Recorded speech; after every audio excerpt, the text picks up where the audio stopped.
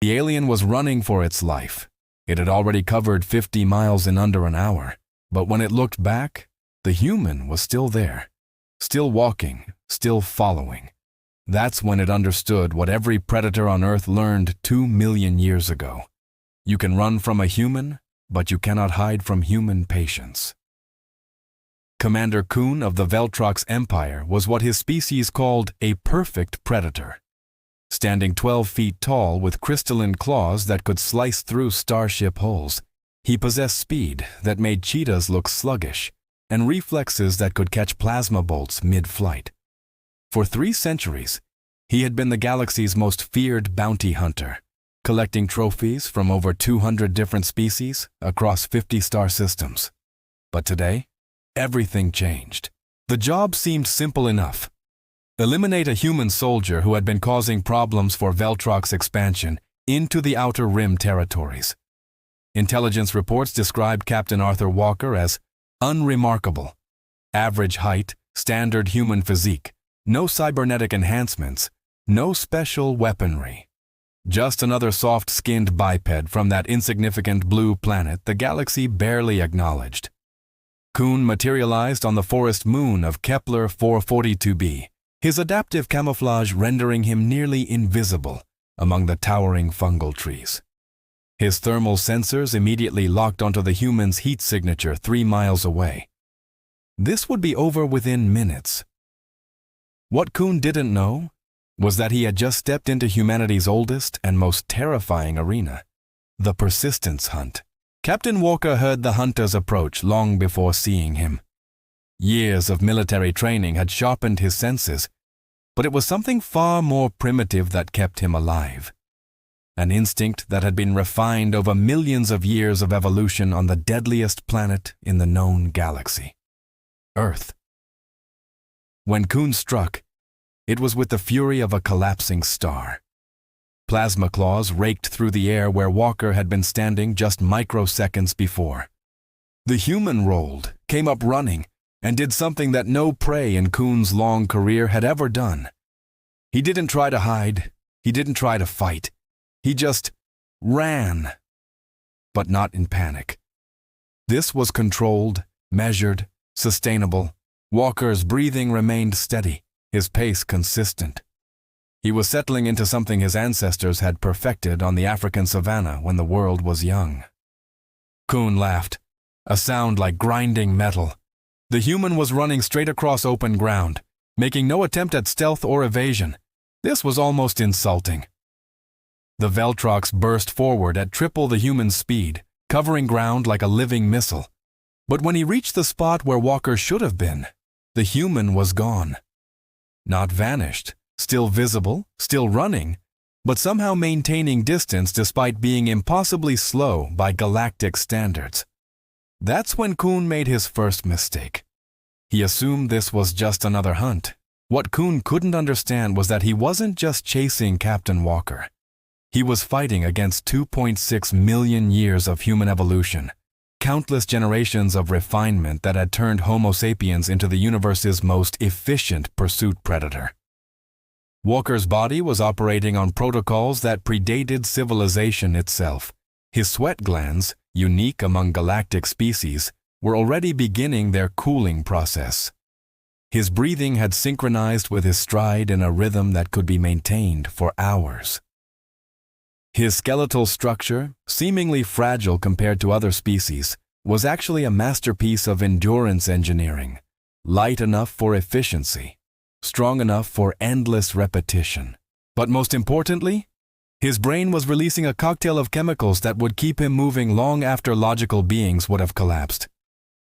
Endorphins masked pain, norepinephrine sharpened focus, and deep in his primal cortex, ancient hunting algorithms were calculating distance, terrain, and energy expenditure with the precision of a quantum computer. Kuhn, meanwhile, was already beginning to experience something no Veltrox had ever felt during a hunt. Fatigue. His species had evolved for explosive power, not endurance. Every burst of speed depleted reserves that were never meant to be called upon repeatedly. His breathing became labored. His crystalline claws, perfect for delivering killing blows, were growing heavy. But the human just kept moving. Step after step after step. By the 4th hour, Kuhn began to understand why Earth was classified as a death world in the galactic databases. It wasn't just the crushing gravity, the corrosive atmosphere, or the extreme temperature variations. It was the fact that Earth had created creatures capable of this. The human's pace never varied. Not when crossing rough terrain, not when navigating dense forest, not when climbing hills that should have broken his stride. Walker moved with the mechanical consistency of a planetary rotation, and it was starting to have a psychological effect on his pursuer. Kuhn's hunting instincts, honed over centuries, were designed for the brief, violent encounters that characterized predation throughout the galaxy. Strike fast, kill quickly, move on. But this human had turned the hunt into something else entirely. An endurance contest that violated every principle of efficient predation. Worse, the human was tracking him back. Every time Kuhn stopped to rest, Walker would alter his course slightly, not running away, but rather ensuring he remained visible. The message was clear. I'm still here, I'm still coming, and I will never stop. This wasn't hunting behavior as the galaxy understood it. This was something far more disturbing. Warfare of attrition conducted at walking speed. Hour 7. Kuhn's breathing was ragged, his perfect predator form now showing signs of strain that would have been unthinkable at the hunt's beginning. His species' superior speed meant nothing when it couldn't be sustained.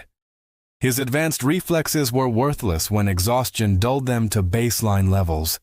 The human, however, looked like he could continue forever. Walker's military training had included lessons about persistence hunting, but experiencing it was different from studying it. He could feel his ancestors' presence in every step, the accumulated wisdom of countless generations who had survived by outlasting rather than overpowering their prey. He thought about the mammoth hunters who had chased megafauna across continents, the persistence hunters of the Kalahari who could run down antelope in 100-degree heat, the marathon runners of his own era who rediscovered humanity's greatest evolutionary advantage and turned it into sport. But this wasn't sport. This was survival, and Captain Walker was fighting with weapons forged in the crucible of Earth's evolutionary furnace. Hour 12. Kuhn had stopped running entirely, reduced to a stumbling walk as his body betrayed the predator reputation his species had built over millennia. His hunting pride was replaced by something the Veltrox had no word for, but humans knew intimately. Desperation. The human was still there, still moving, still closing distance. It was then that Kuhn accessed his hunter's database, searching for any record of encounters with Earth's inhabitants. What he found changed everything he thought he knew about the hierarchy of galactic species. Humans didn't just hunt with persistence. They had weaponized endurance itself. Records showed human military units that had marched for days without rest, carrying equipment loads that would cripple other species. Human explorers who had crossed continents on foot, not because they lacked transportation, but because walking was how they solved problems. Human athletes who ran distances that other species' vehicles would struggle to match. And in the biological analysis section, the truth that no one in the galaxy wanted to acknowledge. Humans were possibly the only species capable of literally running their prey to death. Not through speed, not through strength, through the simple, terrifying application of biomechanical inevitability. As Kuhn's steps grew weaker, Captain Walker began to understand something that Earth's scientists had only recently proven. Persistence hunting wasn't just how humans had survived. It was how they had evolved intelligence itself. The complex planning required to track prey across vast distances had developed their cognitive abilities. The social cooperation needed for pack hunting had created their communication skills. The endurance required to outlast megafauna had built their cardiovascular systems. Humans hadn't become intelligent despite being persistence hunters. They had become intelligent because they were persistence hunters. This realization made Walker's current situation both grimmer and more hopeful. He was fighting not just for his own survival, but as a representative of every human who had ever put one foot in front of the other and refused to stop. Hour 16. Kuhn collapsed, not from injury, not from combat. From the simple, accumulated weight of human persistence applied over time. His perfect predator's body, evolved for brief moments of overwhelming superiority, had been defeated by the steady application of humanity's most mundane ability: walking. Captain Walker approached carefully, knowing that even exhausted, the Veltrox remained dangerous. But what he found was something unprecedented in galactic hunting records. An apex predator broken not by superior force, but by inferior endurance applied consistently over time. Kuhn looked up at the human with something that might have been respect or perhaps terror. In his native language, he whispered something that Walker's universal translator struggled with before settling on. "What are you?" Walker's answer was simple: human. Word of Kuhn's defeat spread through the galaxy's underworld like wildfire.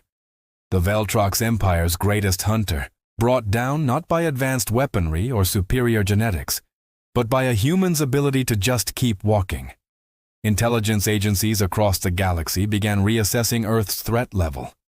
Military strategists ran new models accounting for human endurance capabilities. Trade federations started calculating the economic implications of a species that literally could not be worn down. But perhaps most significantly, the galaxy's apex predators began experiencing something their species had never evolved to handle: the fear of being hunted by something slower than themselves. What truly terrified galactic intelligence analysts wasn't just what Captain Walker had accomplished. It was the realization that this wasn't a special ability or rare talent. This was standard human capability. Every human possessed this capacity to some degree.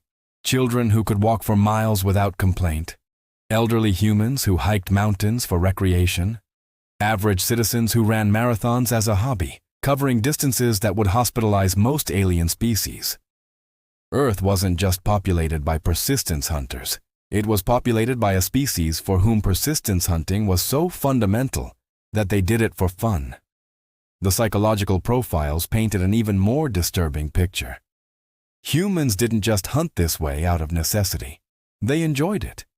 They found satisfaction in the gradual wearing down of obstacles, the steady application of effort over time, the refusal to quit when logic suggested surrender. This wasn't just biology. This was philosophy weaponized through evolution. 6 months after the Kepler incident, the Galactic Predator Registry was quietly updated. Humans were reclassified from negligible threat to apex persistence predator. Exercise extreme caution. The warning protocols were unprecedented in their scope. Do not engage in extended pursuit. Do not assume superior speed grants tactical advantage. Do not underestimate human capacity for sustained effort. If confronted by human in hunting mode, immediate retreat recommended. Human endurance capabilities exceed modeling parameters for sustained engagement. But perhaps the most telling addition was a note that appeared in the cultural analysis section. Humans appear to view persistence hunting not as survival necessity, but as recreational activity. Motivations for this behavior remain unclear and concerning. But perhaps the most telling addition was a note that appeared in the cultural analysis section. Humans appear to view persistence hunting not as survival necessity, but as recreational activity. Motivations for this behavior remain unclear and concerning. Captain Walker, meanwhile, returned to duty with a new understanding of his species' place in the galaxy. They might not be the fastest, strongest, or most technologically advanced, but they possessed something perhaps more valuable: the ability to just keep going when everything else had stopped. In the end, that might be humanity's greatest weapon. Not the capacity for sudden violence or overwhelming force, but the simple, terrifying ability to outlast anything the universe could throw at them. One step at a time. The galaxy learned an important lesson from the Kepler incident. You can outrun a human. You can outfight a human. You can outsmart a human. But you cannot outlast a human. Because humans didn't evolve to give up. They evolved to keep going. And in a universe full of faster, stronger, more advanced species, sometimes the most powerful ability is the simplest one, the refusal to stop.